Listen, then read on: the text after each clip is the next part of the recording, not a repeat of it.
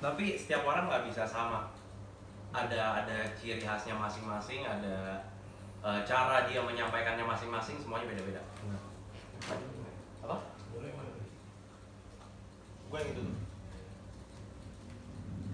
Nah, jadi ada background ceritanya nih. Kenapa sih nggak kucuk-kucuk kita tiba-tiba datang terus dia ngomongin tentang Matius 6 gitu bahwa ya nggak gitu juga. Jadi ini merupakan salah satu tamparan yang cukup serius sih sebenarnya bagi semua industri di tanah air. Pastinya. Ya, coba. Oh, iya, enak iya, dulu, Pak. Iya. Apa? Cameo. Serius. Lu lihat yang model-modelnya kayak di film Ernest itu yang terakhir, yang 5 orang yang cewek-cewek yang ada keunikannya sendiri, yang satu yang centil banget, yang siapa sih namanya gue lupa deh. Gini, ya, ada film itu. ya long story short, ada keunikan tiap orang sendiri-sendiri kenapa dia ada di frame itu. Nah, oke, balik lagi. Jadi yang melatar belakangi cerita ini sendiri sebenarnya adalah apa yang kita rasakan beberapa hari atau minggu belakangan ini, di mana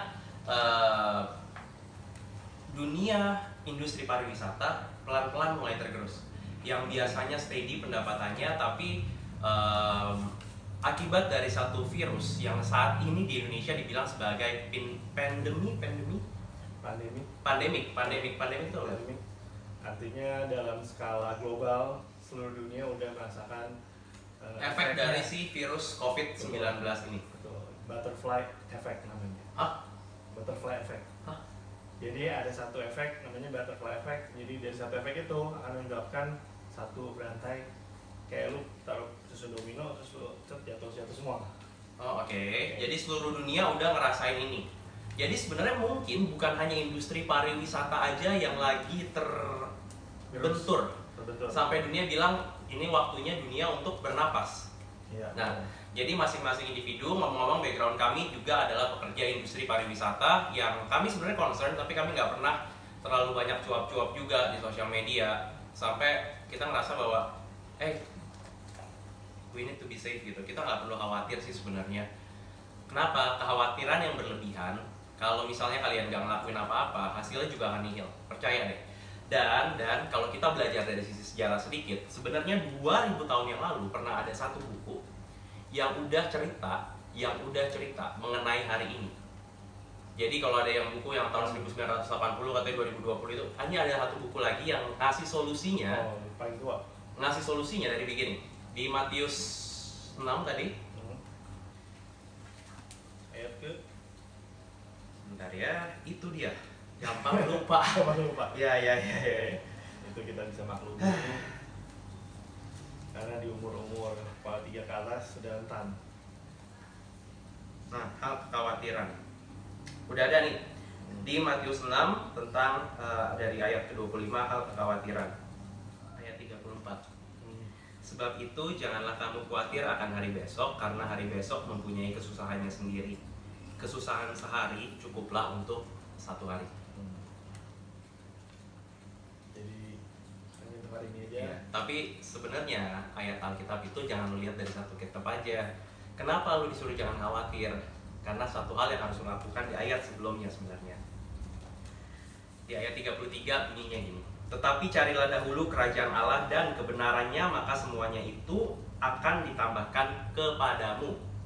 Jadi ini semua tuh kayak akibat kalau lu di sini lu udah mencari kerajaan Allah, lu cari kebenarannya, bukan hanya cari tapi juga lu bertindak benar, maka semua itu ditambahkan kepada lu. Baru abis itu lu jangan khawatir.